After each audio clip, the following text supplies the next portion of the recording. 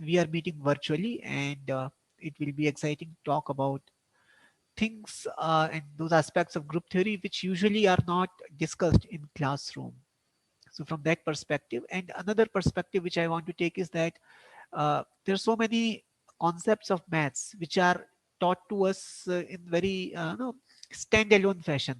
There is one branch of maths which is geometry, then we have group theory, algebra, linear algebra.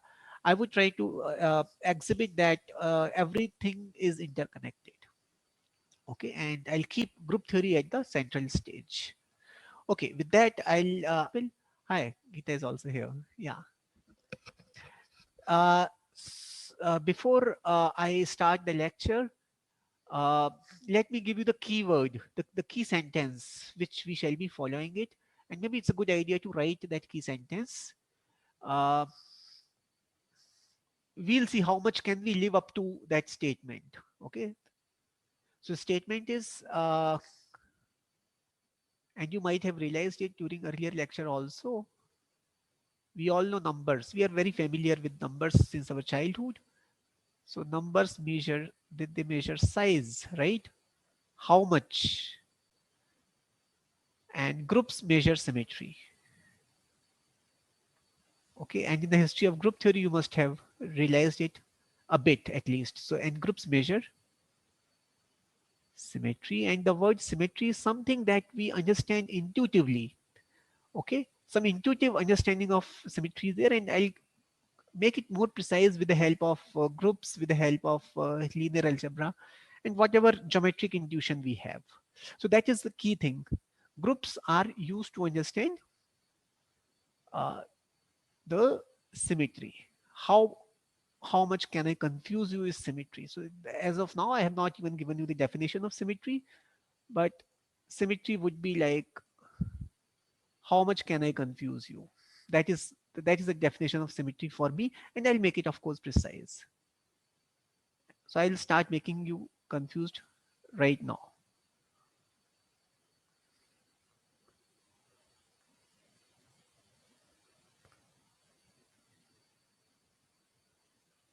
Okay, so with that, let me stop sharing the screen and let me start having chit chat with you. This shape, I just now I have cut randomly. Okay, I'm going to do something with this shape. This looks like egg. That's okay. So you have seen this, right? Right now you are seeing it. Just observe it. And I'm going to do something with it. Or perhaps I'm not going to do something with it. That's the confusion, right? So can you tell me, have I actually done some transformation into this? The one which I showed you earlier and one which I'm showing now. Is there some change? So Yes, sir. You there have is, yeah. rotated it 180 You, degree. yeah, you just flipped it. Yeah. Okay. Are you very sure? Yeah, yeah, you're right. I have inverted and all that. And what happens now? Have I changed it? I should show my Yes, eyes. sir. I have changed it. Okay. So you are very good at observing things. And this is yet another object, right? So this object is there and I'm doing something with it. Something, perhaps I'm not doing something with it. Have I changed it? Yes. How No, do sir. you? You Okay. might or you might not have. I might and might not have. And that is precisely what is called confusion, right? And similarly, this object is there. You know this, right? And have I done something with this object now? Yes or no? Yes. I have done something. Okay. So keep the initial position in mind. And have I done something as compared to the initial position? Okay. So that's a confusion, right? So symmetry is something which is there to create confusion, and groups are there which are to sort out that confusion in very systematic way. Okay. There could be some other nice objects which I really love. This is my favorite one, which I made some time ago. You can see this nice object. We are going to study about these objects. Okay. So you see what it is. It is made of triangles called icosahedron, and we are going to take up observing this object with group theoretic viewpoint.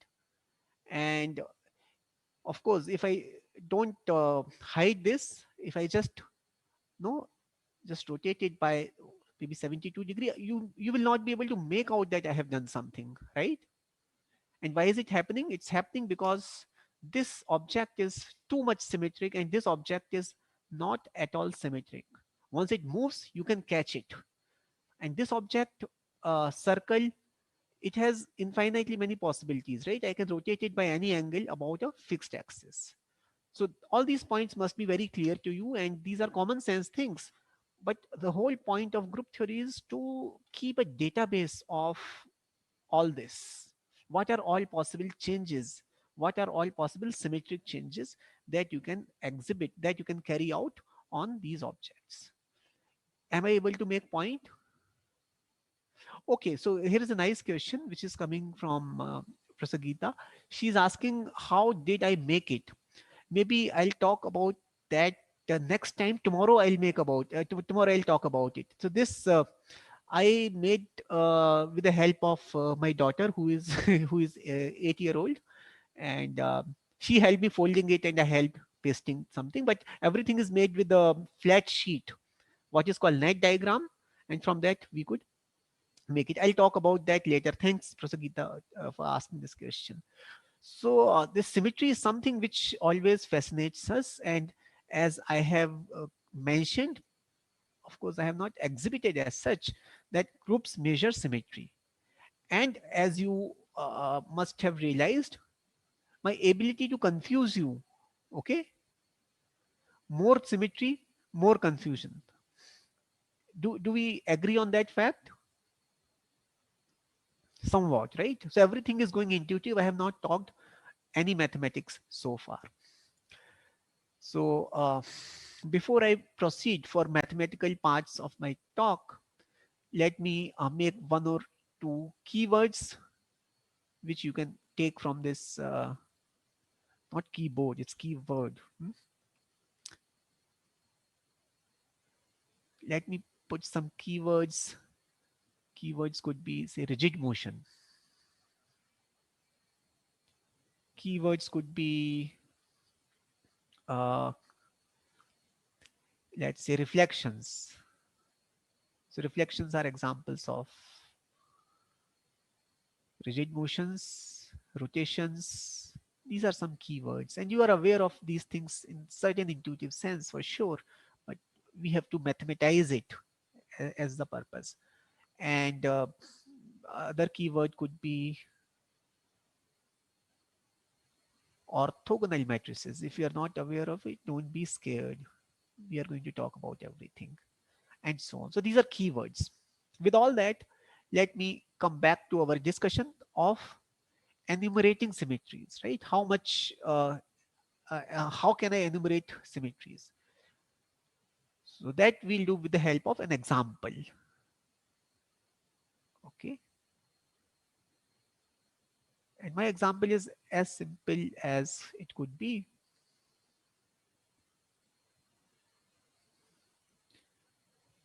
And there we are going to naturally see a group structure. And I assume all of us know what a group is. So here is my favorite object. My favorite object is actually a rectangle. And let me just make axis, x-axis and y-axis. Oh, just 1 minute. Yeah, I'm making axis here. So this is x-axis and this is say y-axis, right? So what are all symmetries which you can see in this object? So let's enumerate those symmetries, right? So these first observations are going to take us quite far. So what are the symmetries?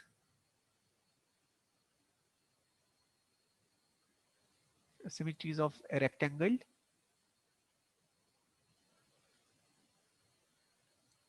Can you just tell me what are those, and then we'll see how can we properly tabulate them. So Group let me call it X and let me call it Y, right? Yeah. Someone is saying something, please. reflection about X and Y axis. Okay, so reflection. allow me to call reflection as F. F stands for flip. I somehow like the word flip for reflection. So flip about x-axis, you are right. Flip about And y-axis. That's yes. right. Yes, sir. And what if I rotate Yes, sir. by About by rotate? 90, by 180 180 degree. degree. What if I do it 90-degree? It won't be symmetry. Yeah, because you will be able to identify, right? Because you will be able to identify that uh, something has been done. So rotation by how much you said? Pi? Is it okay to write 180 pi? degree. Yeah. Yes, R sir. pi? That's all. Anything else? What about diagonals? There are two nice diagonals also,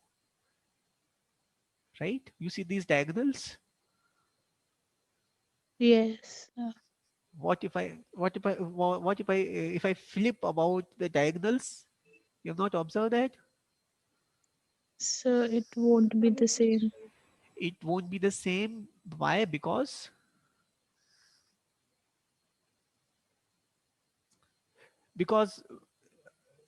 when I flip, right, this point actually will go to much higher point in the height, right? Because this will become height then. This will go much higher and this will be somewhat like, skewed. It won't be even straight. So it's going to be somewhat very different. It's not going to look similar. Okay, anyway, I can just show you, right, with this. So if I take this, right, if I take this and if I flip about diagonal, so I'm holding the diagonal corners and I'm just flipping it. It looks very different, right? You understand? It looks very different. So flip Yes, is sir. not a symmetry, but the point is if I do one symmetric operation, right? If I do one symmetric operation and after that I follow another symmetric operation, I'm bound to get uh, another thing which is symmetric operation, right? If I am able to confuse you in one step and in yet another step also I am able to confuse you, the entire composition of the whole process is confusion. It is symmetry, right? So composition of symmetry is symmetry. We appreciate that, right? So we should be able to compose these things. So these things are there and we should be able to compose them. I should make it proper. So I should be able to compose them to get new symmetries, isn't it?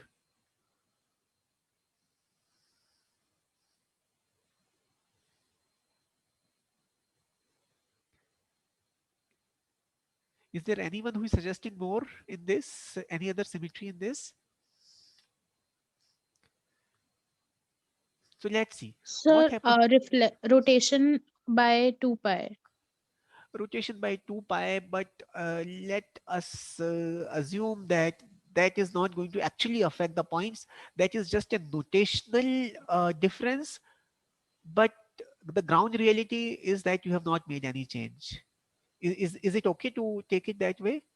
Okay, sir. Okay, sir. Because point has not experienced any change. So from the geometric viewpoint or from God's viewpoint, if you call it, no change has happened. It's just that in your notation, you have introduced one complicated thing, which is rotation by 2 pi, which could just be taken as nothing. Yes, sir. Yes. Yeah, because points have not moved. No point has actually experienced anything. Okay, so what if you compose it? That should be interesting, right? So if I compose it, fx with fy, what will happen? Fx, fy, and I'm performing this operation on a rectangle. So I have just made I'm just making a nice rectangle here. Okay. What happens? So first I perform fy and then perform fx. So let me do that step by step, right? And for that I have to be somewhat neat in writing it. So fx, fy off, and I'll make it somewhat bigger. I'll make it look like a genuine rectangle, and which I will copy for just immediate use. Okay, so this is there. And for my understanding, I'm just writing 1, 2, 3, 4, right? So that is equal to fx, and the new rectangle which comes over there, right, will have somewhat different enumeration because I have flipped about y.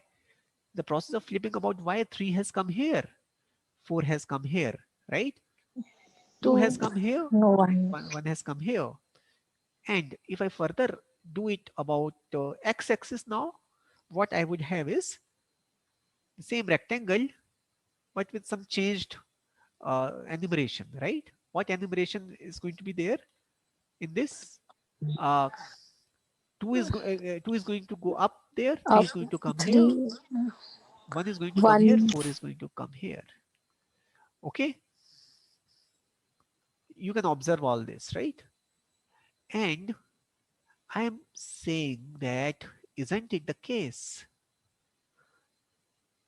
that simply I take this and perform the operation of r pi?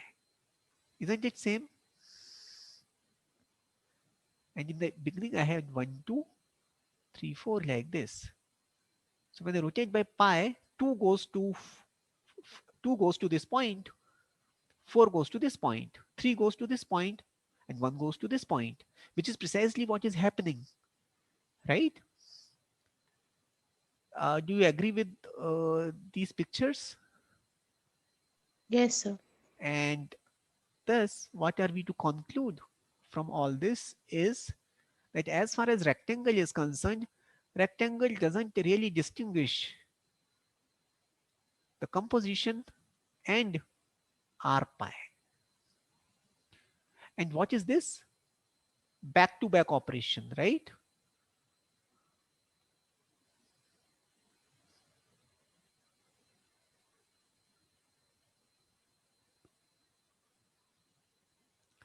Which is the group law in this case? So what I can do is I can generate multiplication tables of this, right? I can generate multiplication tables involving all the symmetries of a rectangle. And in the process of doing that, what I would have is a nice table like this, where I would have not numbers, but symmetries of rectangle, right? And the symmetries would be, uh, allow me to say that doing nothing is also something. So E is doing nothing, right? Because sometimes I'll confuse you by doing nothing. So the symmetries which I am proposing here are not Rx, is Fx, flip about x-axis, flip about y-axis, and R pi. And here I have E, Fx, Fy, and R pi. So if I complete it, so if I compose with doing nothing, any other thing, I'm going to get any other thing, right? Similarly, E, Fx, Fy, R pi. So what if I do Fx with Fx? If I flip twice about x-axis, so it's like I'm taking two mirror images. I'm taking mirror image of the mirror image. What I would get is E. E. Similarly, for y-axis, and in this case for rotation also, because rotation is by pi, I'm getting E. And Fx, Fy, we have decided, we have observed that this is R pi, right? And you have to fill up other things. So that is your task, to fill up other things, and I'm just disclosing that what would it be. So if you compose Fx and R pi, you are actually going to get Fy. You can just experiment with the rectangle. And similarly, Fx, Fy is going to be Fy, Fx, because you will experiment. It's not because it's intuitive. It's not intuitive. You have to experiment. Then you get R pi here. And now you can guess what am I going to get at other places. Are you with me on all this? Yes, yes, sir. Okay. So what did you get? This is this is actually the entire process of tabulating and and explicitly saying that okay, this is how my compositions in the symmetry works in this particular situation. The situation is that of a rectangle here. So this is a group of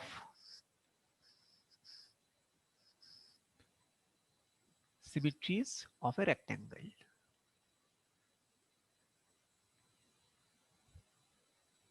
And as you can observe, any symmetry is having order 2. So if S, so this group has, it could have some name. Uh, Maybe I'll just give it a name. Symmetries of a rectangle. Some name I have given. Although there is a more famous name which is Klein's 4 group for this, but nevertheless. So if there is a symmetry of a rectangle, you can make many observations. For example, one observation that you can make is that it is of order 2. Order 2 meaning you compose it with itself and what you get back is the original position. Okay. So implies this, that means either S is identity or what is called order of the group, right? Order of S is 2. And interestingly, two of them can be called as reflection and one of them can be called as rotation. Uh, Now, what exactly should be the meaning of reflection and rotation? We'll worry about it. So in this fortunate case of rectangles, I could tabulate, but mind that the tabulation was possible and it's a warning and every warning has to be in red. So warning is that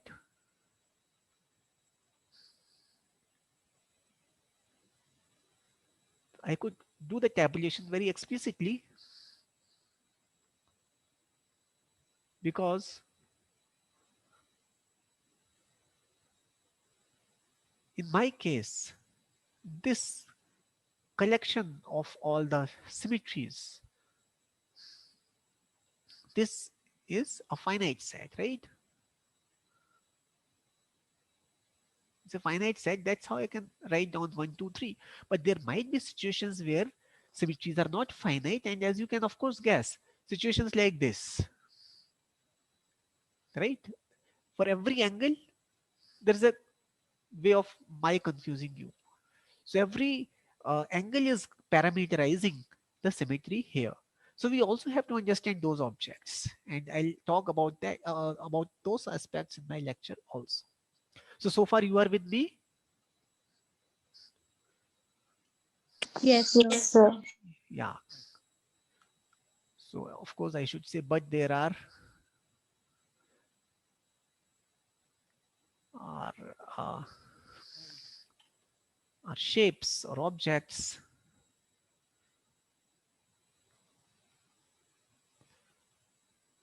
where it is not possible.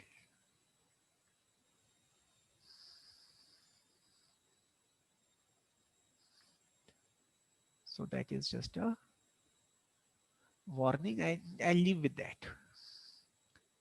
So you understand therefore that you can tabulate all the symmetries, see that they can be composed, and the common sense suggests that composition of two symmetries is a symmetry, and the inverse of a symmetry is also a symmetry because you do something and then you do it in the reverse direction. So if this was confusing, other going back is also confusing, and there's a natural association, the associativity. So this forms a group. Collection of symmetries forms a group. So in this particular case, it comes with a name. The name here is V4. This guy has a name, and the more famous name is V4 or say Klein's 4 group.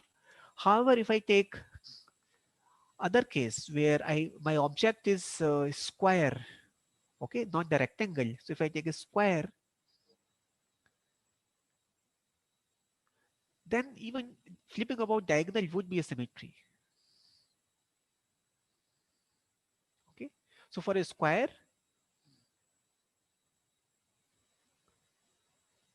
symmetry group is somewhat different, and it is non-abelian group. That means if you take two symmetries S1, S2, and if you do them in the reverse order, the net outcome could be different. So symmetry group is, it has a name, and it could be fun for you to explicitly find it out. And the symmetry group, it just has a name. I'm not saying anything beyond it. You can actually determine that it has 8 elements. So there are 8 symmetries of a square. You can guess. So of them, 4 are rotations. Well, I should say one is identity, and 3 of them are rotations. Sometimes we also say that identity is a rotation by 0 degree, and 4 of them are reflections. And you can guess reflections about what? Reflections about the, just sorry, yeah, reflections about x-axis, y-axis, and the two diagonals. And of course, I can ask you what will be the composition of two reflections. So here itself, you try to observe that, observe that composition of two reflections, two, this is say distinct maybe.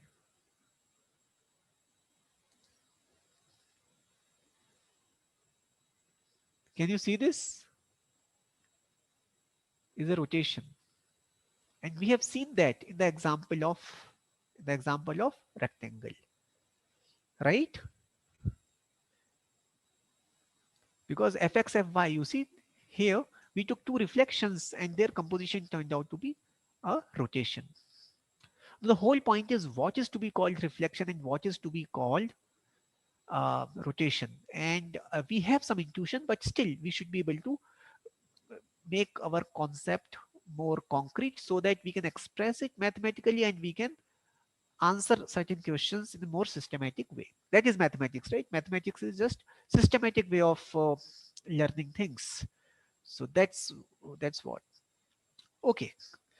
So what was symmetry therefore? And I'll make it more mathematical.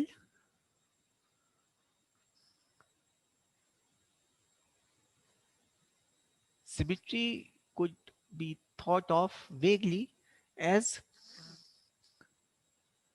let me just write it. So when performed, when symmetric operations are performed, you have no visible change.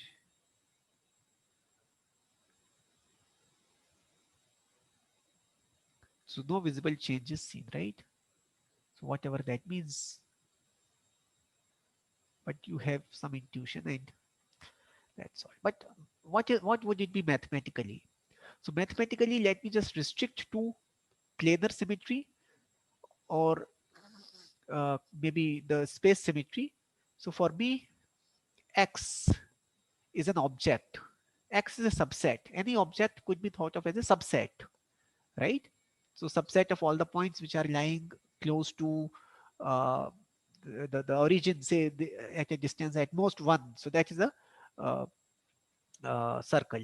And similarly, you can also define a rectangle and any other shape. So some subset.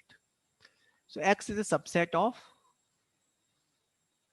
R2 or R3. And this we call plane. And this, let me just call it space. Although that's not very precise way, but it's okay. It's a plane and a space for our discussion. So here's a subset. Okay. I have picked a subset, which is my object. I can think of this subset as my object. And what would the symmetry be?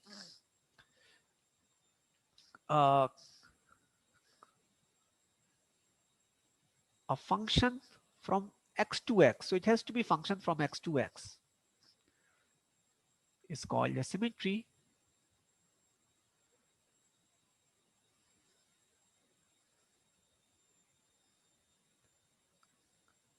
If its points experience two things. Well, uh, maybe in nutshell, just one thing. So if I take 2 points x and y, and the distance between x and y. So the way to write distance between x and y is x minus y mod. I hope you are familiar with that. I'm thinking of x and y as vectors. They are points in R2 or R3, so they are vectors. So this is distance between x and y.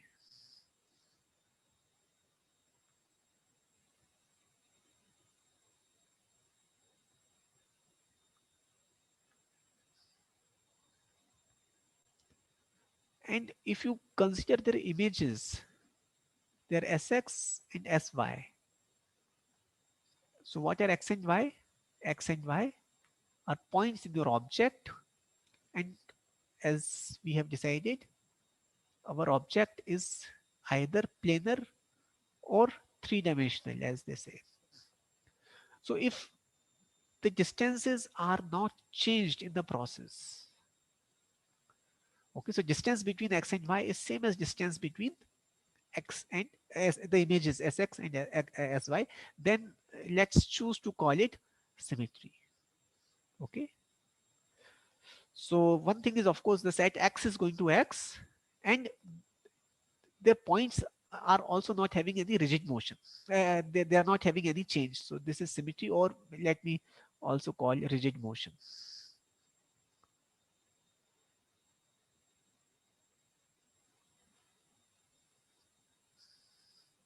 Okay, yeah. I'll use the word symmetry because I like it more. It's more artistic. Rigid motion gives me more feeling of physics. I feel much closer in maths to art than physics. But anyway, that's my personal choice. So what you have here is therefore uh, no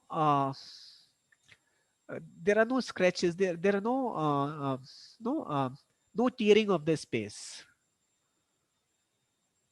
tearing or distortion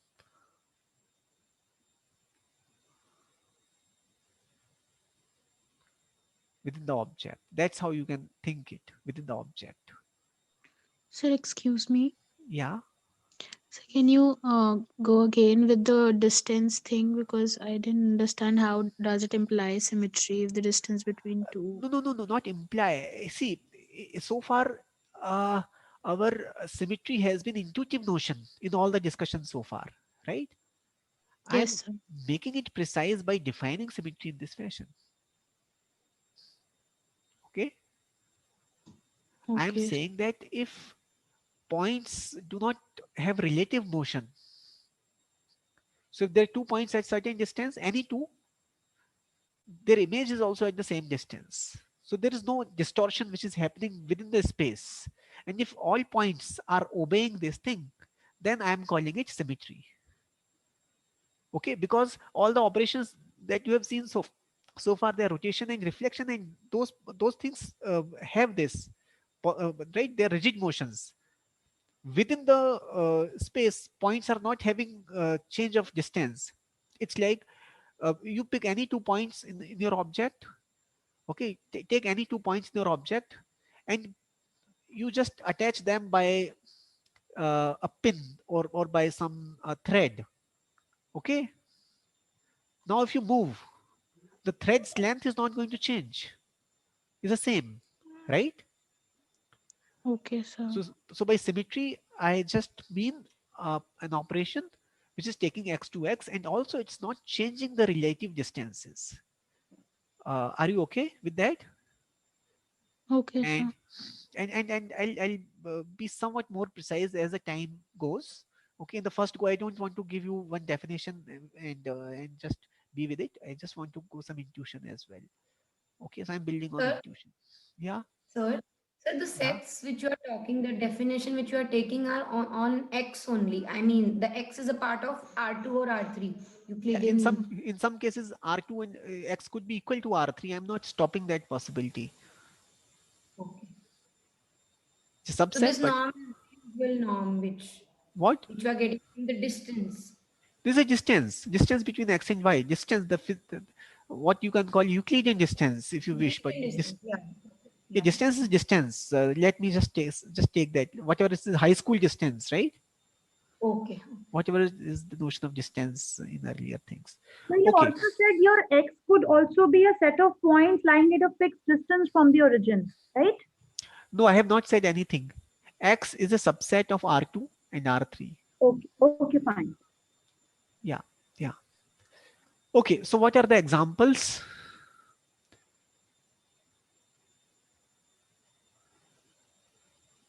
And we have already seen examples, right? Through our examples, through the examples of square and all that. Uh, let's say, let me say, uh, suitable rotations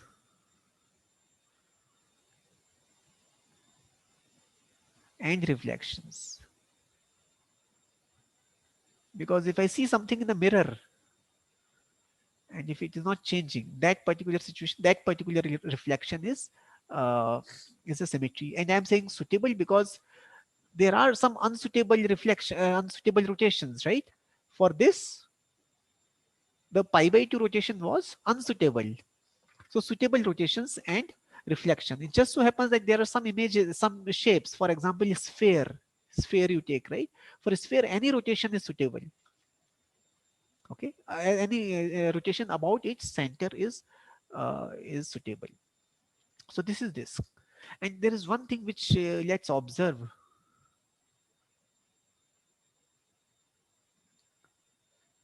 And the observation is that these particular examples which we have seen,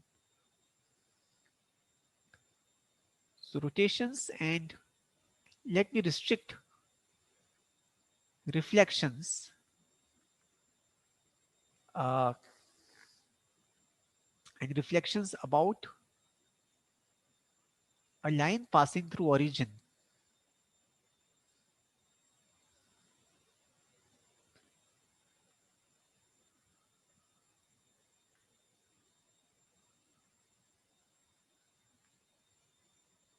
They are actually linear maps.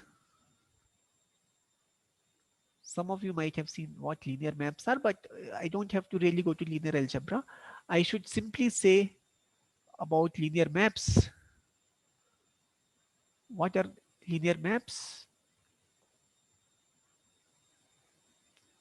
So these maps take, that is, they take lines to lines. Lines are preserved.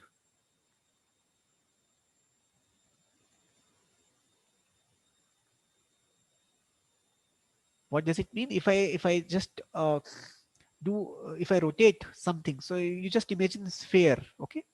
I am doing some rigid motion with the sphere. I am just and in this particular case, I am taking rotations and reflections. And imagine some line which is there uh, in the sphere.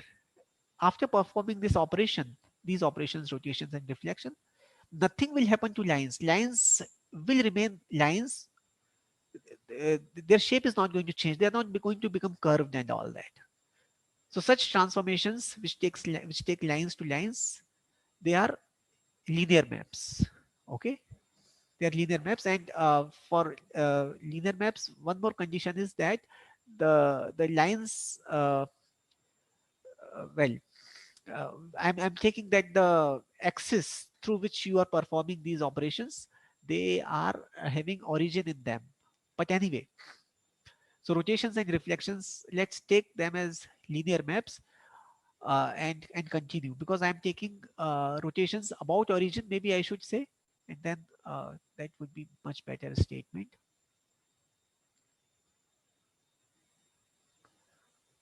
about an axis through origin.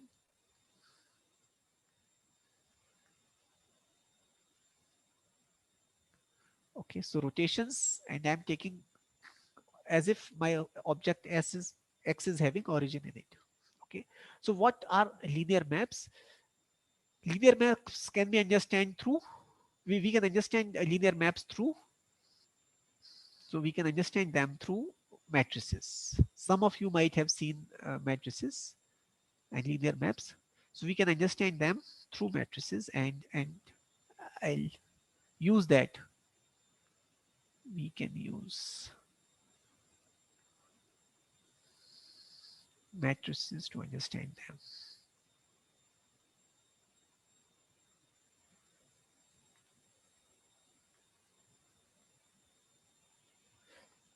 Okay, so how matrices are used, and I'll quickly exhibit that linear algebra naturally comes in this discussion.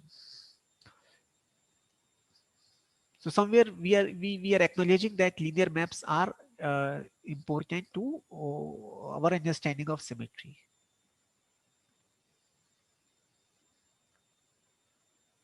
So what is the meaning of these linear maps? So I'm having these functions from R2 to R2. So I'm having some distortion in R2, or maybe R3 to R3.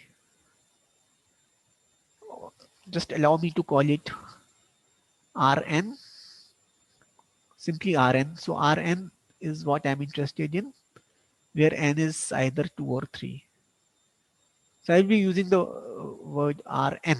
I'll be using the index superscript n. So how does it happen? I have Rn, I have Rn, and I'm thinking of them as column vectors. So if I have an element V here, I'm thinking of elements V as column vectors. Columns. What is a column? Column is one column, right? So that is n by 1 matrix. It's okay. It's one single column. So R rows, one column. So one single column. So that vectors are expressed as columns. Okay. And you fix a matrix. I fix a matrix, say A, which is n by n matrix. Okay. And if I have a vector V, how do I transform? How do I find another vector? I find it according to the rules of matrix multiplication. So this is n by n matrix, and this one is n by 1 matrix. So after multiplication, what I'll get is n by 1 matrix. So I'll get another column. So any transformation which is done in this way is called linear transformation, and it's a property of linear transformation that it does not distort lines. Okay, it may make some shapes somewhat skewed and all that, but it keeps lines to lines. Okay, so any map which is given by matrices. And what is our hope? Our hope is to understand reflections and uh, rotations using matrices. So are you with me on all this? Yes, sir. Some confusion, please do express it. Some disagreement, please do express it. See, I'm not being absolutely formal. I just want to give some kind of glimpse into how things are interconnected and how groups come naturally in the picture with the help of geometry and linear algebra. Okay, so you are with me that matrices can be understood to express linear maps. Okay, here is of course a remark which is worth making, but you all know it. So if I take a vector, so my vector is 2-dimensional or 3-dimensional, n-dimensional, n is 2 or 3 for convenience, then what is V transpose V? Can you recognize what is V transpose V? See, my V is, just let me say, A1, A2, Shall I say dot dot, and anyway n is 2 or 3. My V is this, right? So what is V transpose V? So matrix multiplication, this is going to be n, 1 by n matrix, and this is going to be n by 1 matrix. So overall, I have 1 by 1 matrix. 1 by 1 matrix is what? It's just a scalar. So what is this? What is the scalar? This is a1 square plus an square, right? Or in general, if I take not V but some W, so if I take V transpose W, where V and W are my vectors in the ambient space, then what is this? This you all know, right? This in our school we learnt as dot product, isn't it? And dot product is useful to understand distances for this reason. See, I can use dot products to understand distances, right?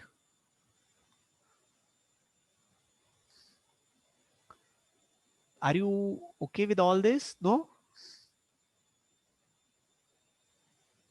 Dot products clearly determine distances. So what's the meaning of distance preserving? Oh, sorry. Sir, what is the dimension of vector V? It is n cross 1 only. Which vector? V Sorry, is, W. Sorry, W. yeah, V and W both are in Rn. Okay, sir. Okay, sir. Yeah. Yeah. And whenever I take vectors, we have promised to ourselves that we are going to take vectors in column, because some kind of convenience is going to be there in expressing our thoughts later on as we'll observe. Yeah. See, for example, this nicely, the transpose of this column matrix with column, I can express as dot product. So dot product is there to understand distances. Yeah. So what's the distance preserving? Because distance preserving was the keyword for our rigid motions or symmetries, right?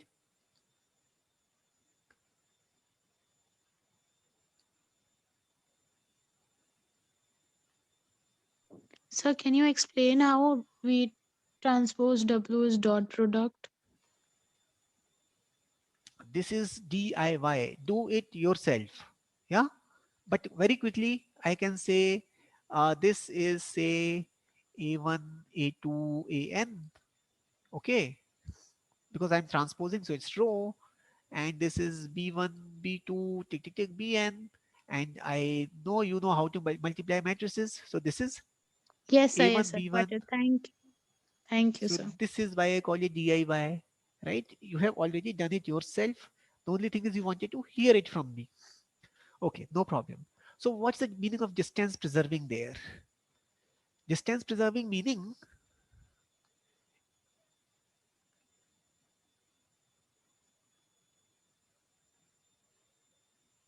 you agree?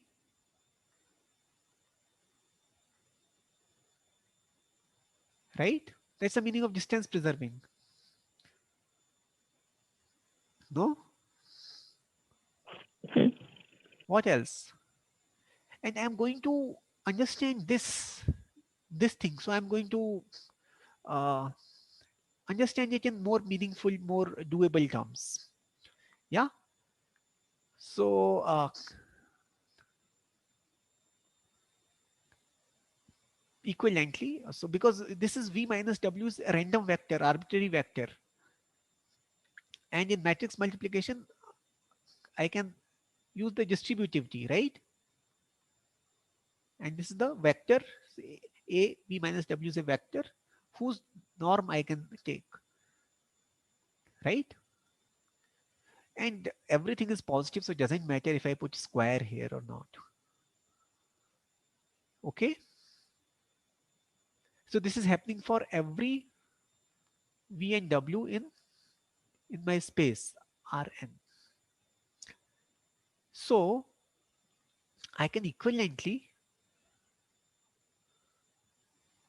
I don't care v minus w is arbitrary. I can just say, oh, simple. It's a v which is arbitrary.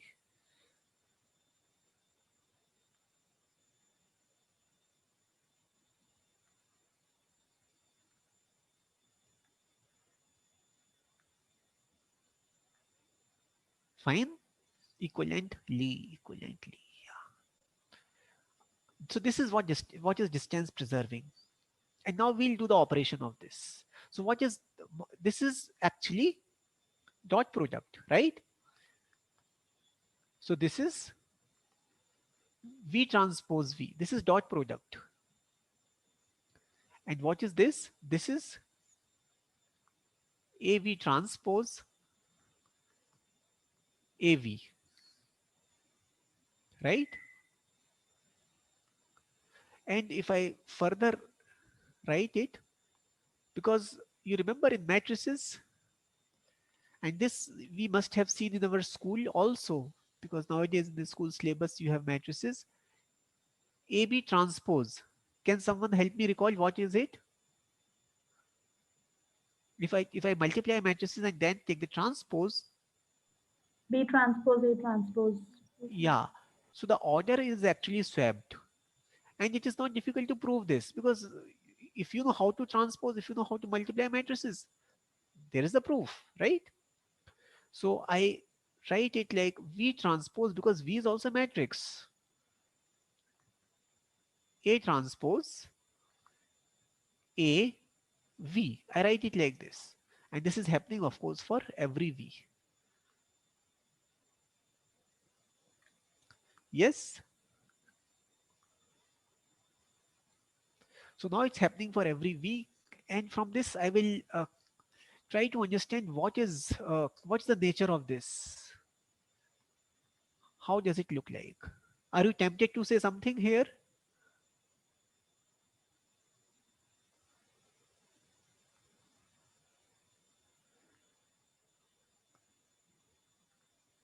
I am tempted to say something. I am tempted to say that A transpose A is identity matrix. The only thing is that I don't have heart and courage to cancel this V with this V and cancel this V transpose with this V transpose. That's all. But I really wish to do that.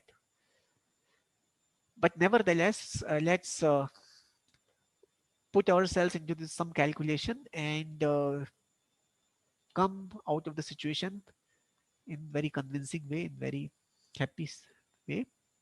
So what I do is some trick. So I have this, okay. So I also have any two V and W, and this is something interesting. I at least cherish it. A transpose A, V plus W is V plus W transpose. No, there is no A or something. So and V plus W. Shweta, I think I have half an hour still, right? Yes, sir. Good. That gives me a lot of courage. Thank you. Because I don't want to stand between students' lunch and the lunch time would be there after some time. I don't want to stand between that. And anyway, you are not providing any refreshment. No, sir, because we are connected virtually. Oh, that's right. Good. I hope if that were not the case. Okay, so this is V transpose A transpose A W plus V transpose. No, now V transpose is over. W transpose. I'm just opening it because matrices, matrix multiplication, all these operations are legal. A transpose A. Just bear with me, and I like this calculation. V plus, and correct me if I am wrong somewhere, without me requiring to introduce some error. A W, right? That is same as V transpose V plus V transpose W plus W transpose V plus W transpose W. Okay. And now I'm ready for some cancellations. So you know this, right? This one is same as this one.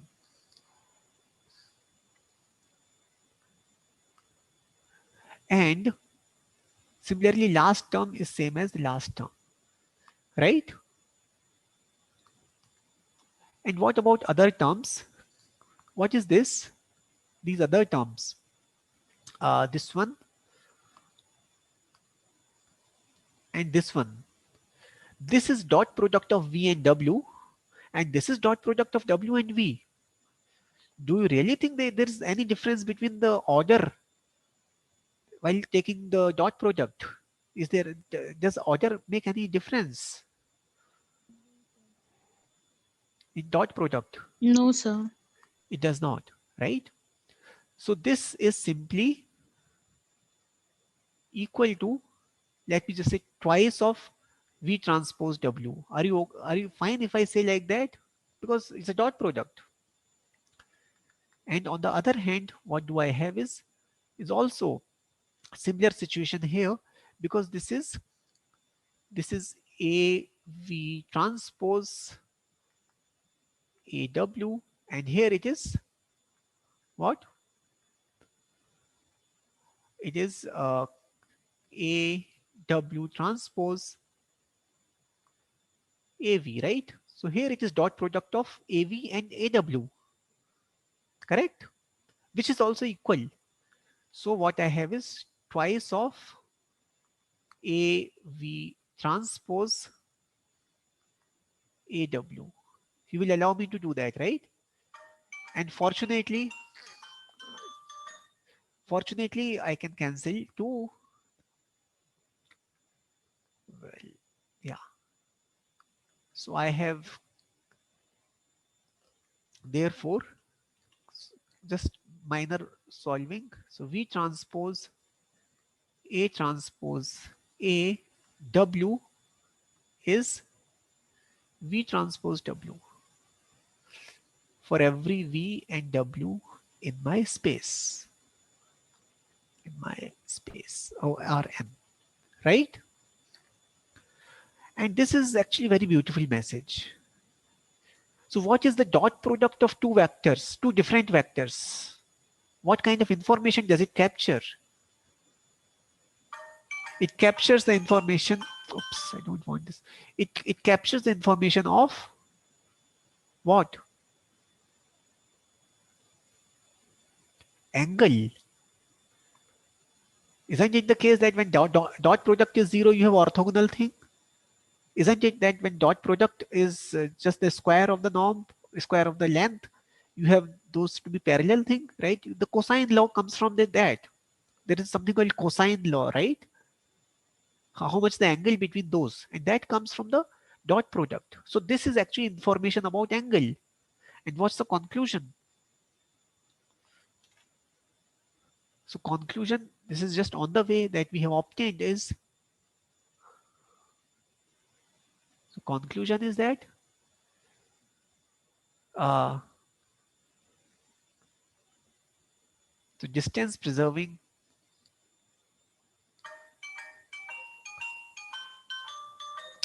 this is,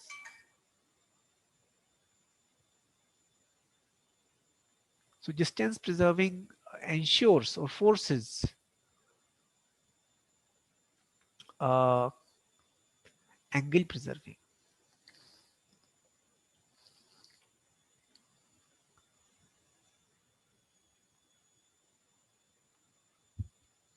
And that is nice, right? I have not imposed that as a condition, but that is also forced. There are more intuitive ways of saying it. You can say that if distances are preserved, then triangles are preserved, and congruent triangles go to congruent triangles, and therefore you have some kind of angle preservation. But this is very concrete algebraic way of understanding this. So are you with me on all this?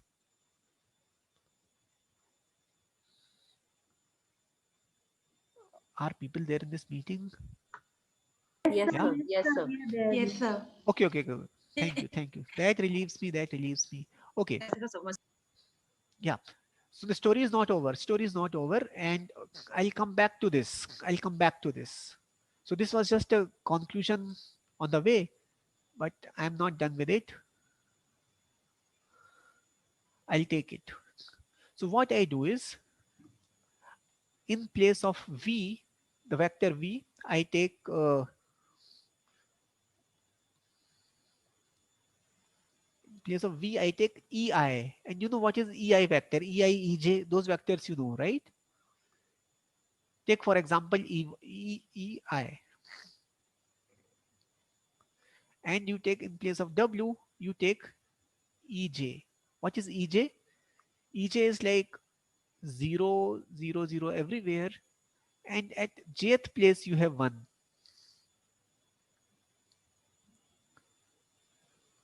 And similarly, that's for ei also. And then you know what is ei times ej. And ei times meaning ei transpose times ej is what? Can someone quickly tell me?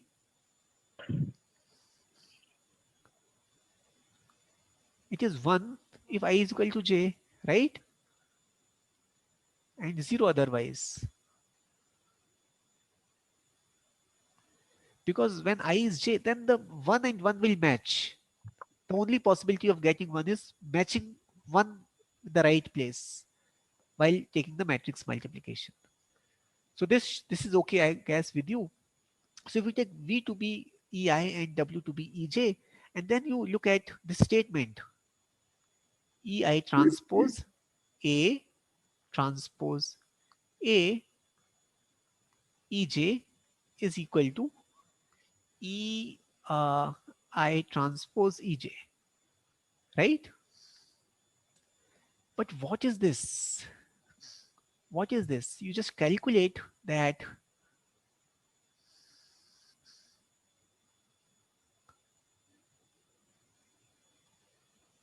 you just calculate that it is ijth entry of the matrix, whatever matrix is there, of the n cross n matrix A transpose A.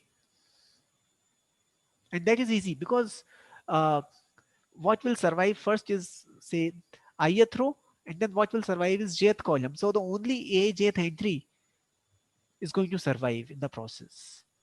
Are you okay with that? Yeah.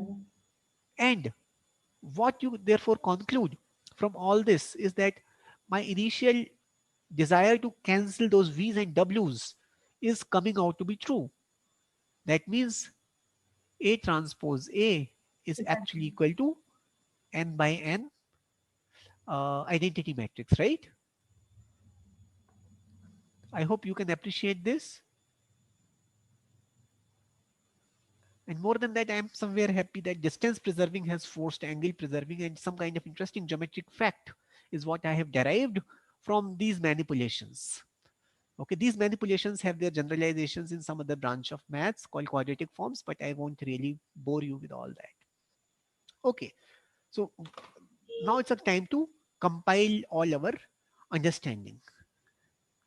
Okay, uh, so observe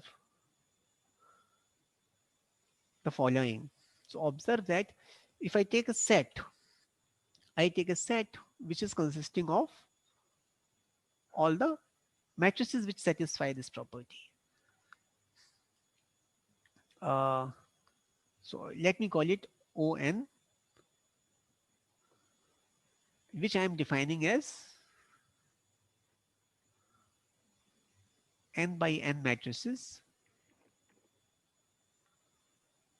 and their entries are real numbers with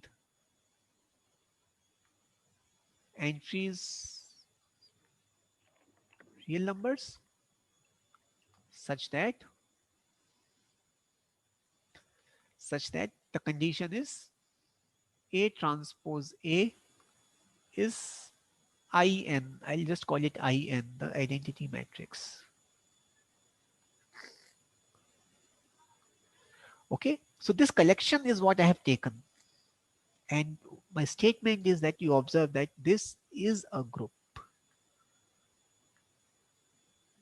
See, we had started all our discussion आप with Bunty भाई आप आधा पौना घंटा late आ जाओ please.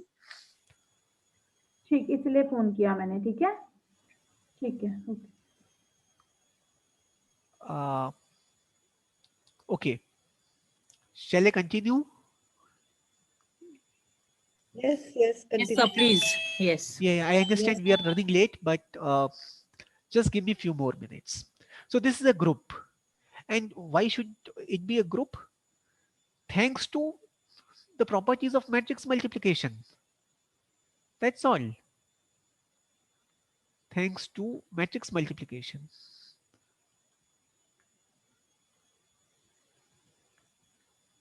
Because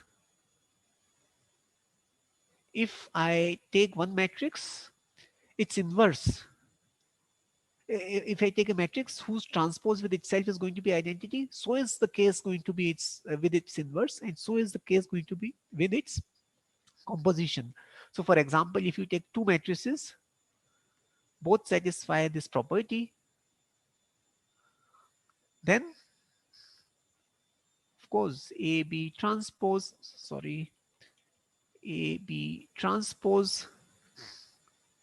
AB is going to be B transpose. So that's what I say, properties of matrix multiplication. B transpose A transpose A, B, and we are so fortunate that B, this identity has come up here, and I can ignore it from the multiplication. And further, the next step, identity has come very naturally. So this is indeed identity, and so on, etc. So I'll just leave details to be checked by you. DIY, huh? So that's a group. And another thing that you observe is, that is first observation, and second observation is that, what about determinant? So if you say determinant of A transpose A, okay, that is of course going to be 1, because this is identity matrix. Identity matrix determinant is 1. But somewhere we also understand that determinant of A is same as determinant of A transpose, and determinant is also multiplicative. Meaning determinant of AB is same as determinant of A, determinant of B. By the way, that fact is non-trivial. I don't know if you have seen the proof of this, but anyway. So determinant is multiplicative map. So, and A transpose has same determinant as A. So determinant of A square is 1. That means if you take a distance preserving linear map, its determinant can either be +1 or -1. So better way for me to write will be 1 or -1. And these guys I choose to call, now I'm giving a mathematical meaning to rotation, that this is to be called rotation and this is to be called reflection. So what is the reflection in a space? Reflection in space corresponds to the matrices satisfying this property and having determinant -1, and rotation corresponds to those matrices which satisfy this property and have determinant equal to 1. So such matrices have a name. I should specify that name, and these matrices are called orthogonal matrices. They have nice geometric properties, and the name orthogonal is not by accident. Their columns are orthogonal to each other in some sense. Okay, so are you with me on all this? Not only that, there is something, if I take all the rotations, that means determinant 1 matrices in this context, then that also forms a group. So that's what I can mention as a definition. So definition is, and that group is extremely important. And tomorrow somewhere I am going to play with that group and with these objects which are called Platonic solids. Okay. So what is that? This is a collection of all those matrices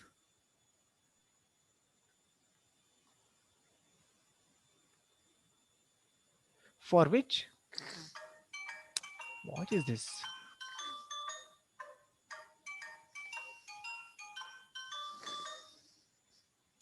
Okay, those, I'm sorry for this. Huh? So those matrices such that A transpose A is identity and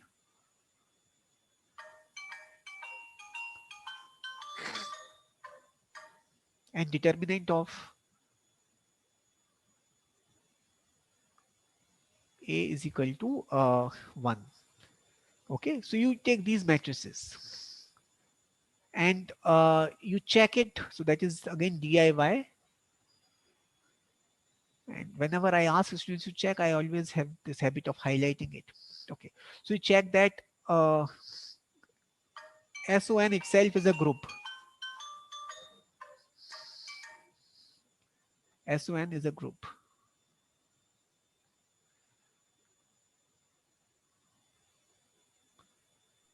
Okay, itself is a group. It's a subgroup of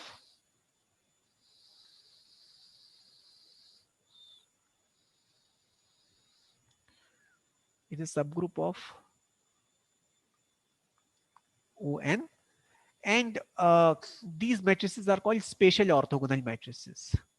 Okay, so all these matrices, they are called spatial orthogonal matrices.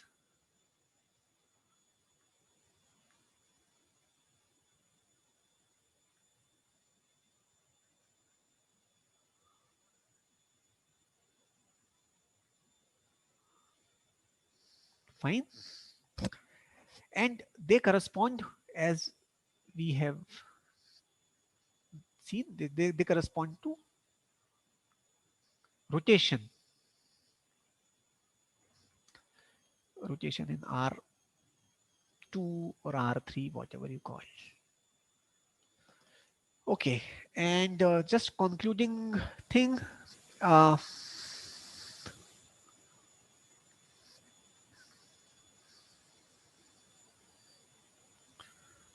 so remark is that actually these groups are infinite groups, but you can see the index if you know what is the meaning of index of these groups. So this is actually 2. So index is actually finite. So spatial orthogonal groups are index to subgroups of the entire orthogonal group. And there is one important rigid motion that I have conveniently forgotten, and that is called translation. But I have forgotten it because it doesn't take 0 to 0 always. So you take C to be fixed vector. Okay. And TC is just translation by C. So from R2 to R2, you have this V which goes to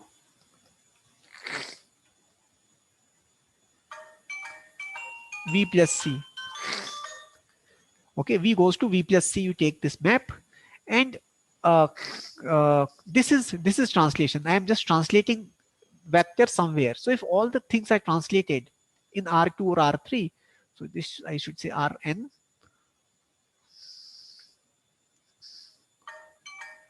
Just let me. There should be a way to just stop it. This. Okay, so if I translate it, right? If I translate it, then I have still a rigid motion because points are not being displaced relatively. So that is important rigid motion. However, it cannot be expressed through a matrix. And then there's a theorem whose proof as such I have not said, but it's not difficult if you understand all these things so far, and it will become DIY for you. The statement is that every rigid motion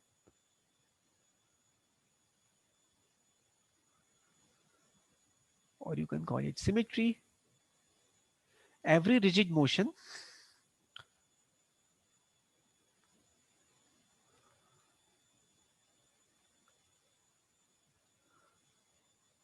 is of the type, what type? V going to A V plus C. Okay, what is A? A is an orthogonal matrix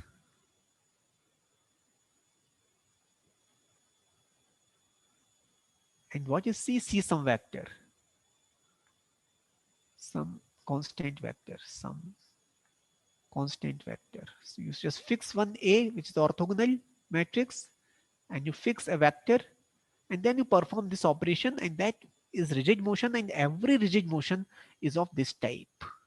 Okay, and the last task which I would give you is that check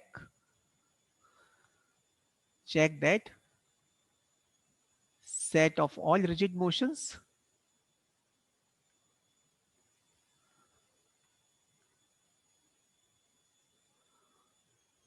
is a group. Okay, and when your set is R2, it is called, so this is notation. So set of rigid motions is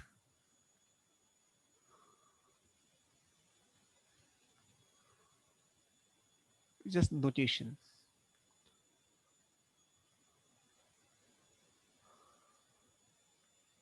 Denoted by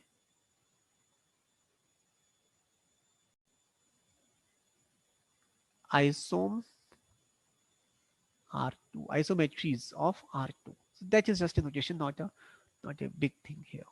Okay.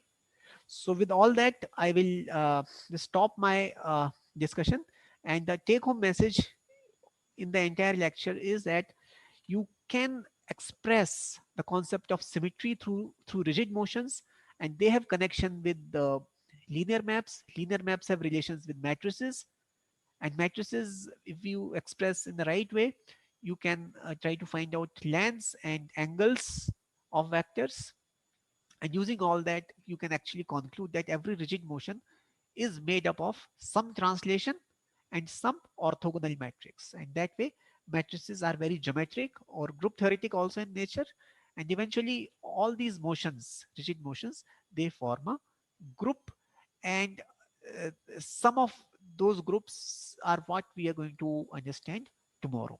Yeah, I'm sorry if I have taken more time, but yeah, this is what it is. Actually, you've taken less time, Amit. Oh, you are there in the audience? Okay. Still. I didn't know that. No, I you thought that, started only at 12:15 and you have 1.5 hours. okay, so it's still 5 minutes, but yeah, I can, you can ask me some questions on that, audience. I've put a question in the chat box. I But didn't that's see for the that. audience, not for Okay. Okay. There's some question. Okay. Yes. That saves me. Thank you. Oh, there are many questions, 13 questions.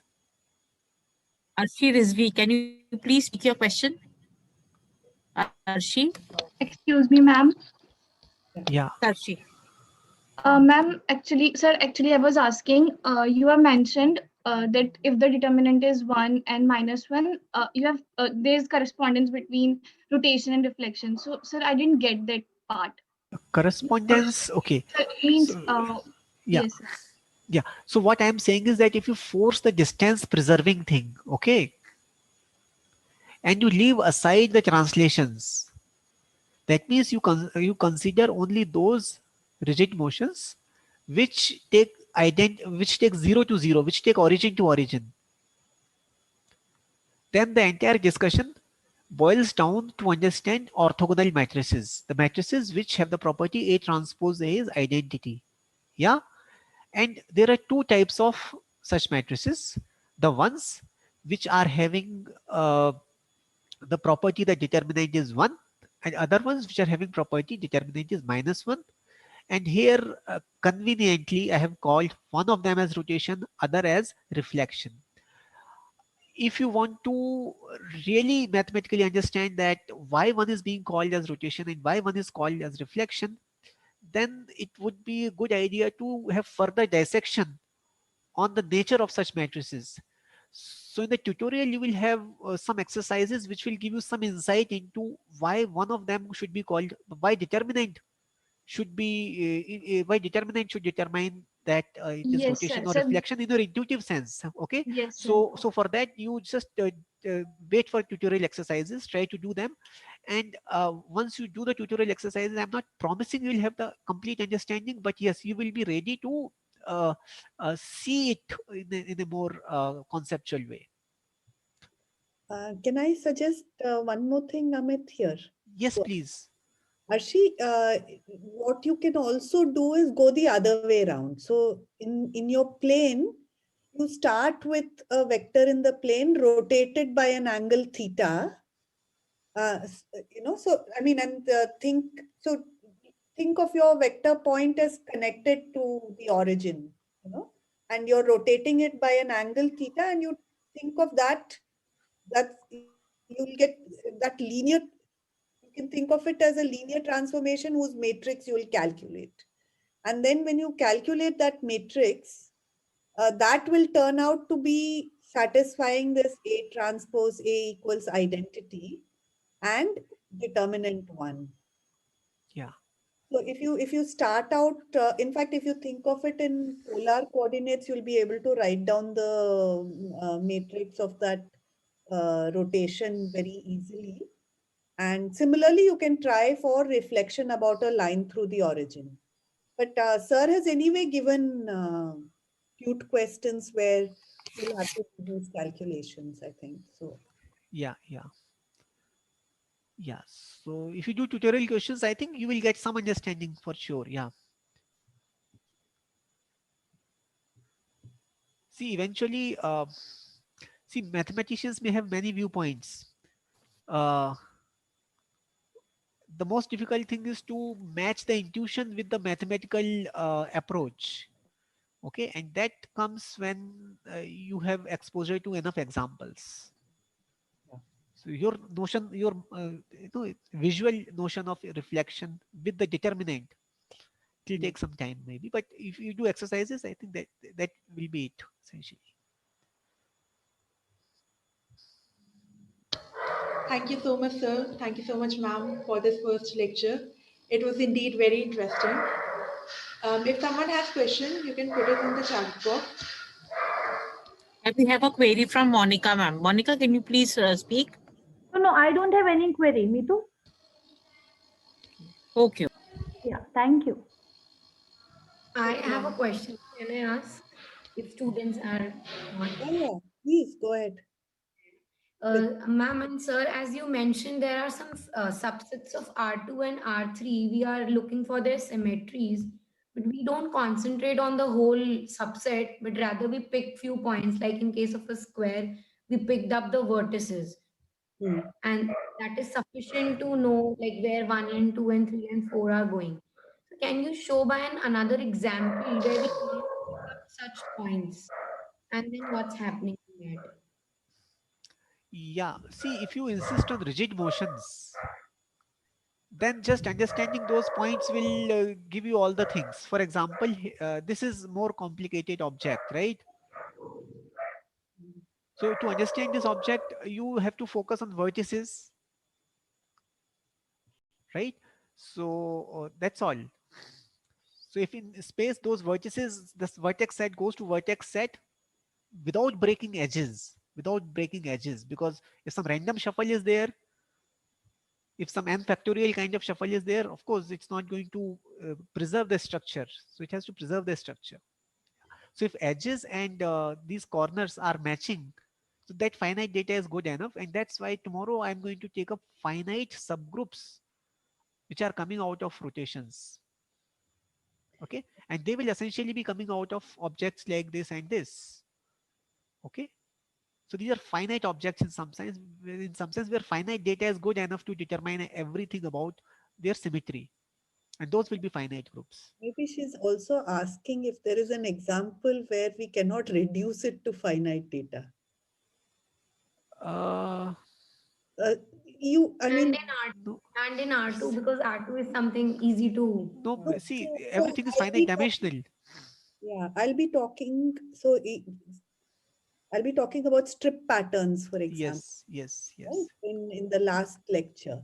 There, I mean, you can keep track of it, but with a kind of Z type data, integers type data, or I mean, I'll be thinking about labeling them in a very different way from uh, just labeling vertices Yeah. of this thing. And there, if you just keep finite data, you're not going to be able to keep track of the entire. I mean, you cannot describe your symmetries well enough if there. So there will be things like that.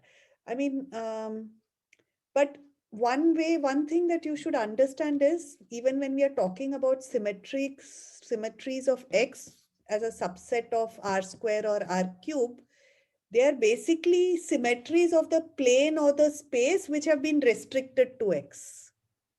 They're the same.